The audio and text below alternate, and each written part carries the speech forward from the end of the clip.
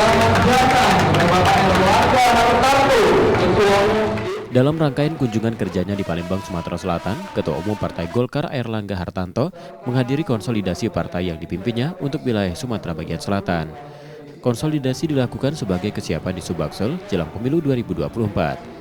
Erlangga mengatakan ia mengharapkan ketua partai di daerah bergerak satu suara dan linear memenangkan pasangan calon presiden nomor urut 2 Prabowo Gibran serta memenangkan pemilu legislatif dan dilanjutkan dengan pilkada. Untuk Pilpres, Partai Golkar menargetkan pasangan calon presiden yang mereka usung menang di atas 55%. Ya, target di atas 55%. Apa yang dilakukan? Ya, tentu menyapa masyarakat dan menyampaikan program-program yang dilaksanakan pemerintah dan program-program yang berlanjut nanti ke depan. Sementara itu, Ketua Umum Partai Golkar Airlangga Hartarto juga mengatakan jika Presiden boleh berkampanye dan memihak, karena sebagai warga negara, Presiden memiliki hak konstitusional untuk berpolitik. Erlangga mencontohkan Presiden RI sebelumnya, dari Soekarno hingga SBY yang aktif berpartai politik.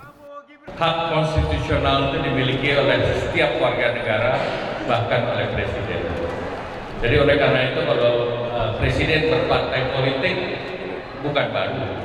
Presiden Soekarno PNI, Presiden Soeharto Golkar, Presiden Pak Habibie Golkar, Ibu Megawati PDIP, Gus Dur PKB, Pak SBY Demokrat.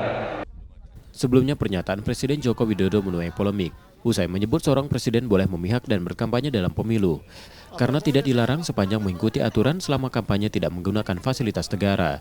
Jokowi mengatakan presiden tak hanya berstatus sebagai pejabat publik namun juga pejabat politik. Tim Liputan Kompas TV, Palembang, Sumatera Selatan.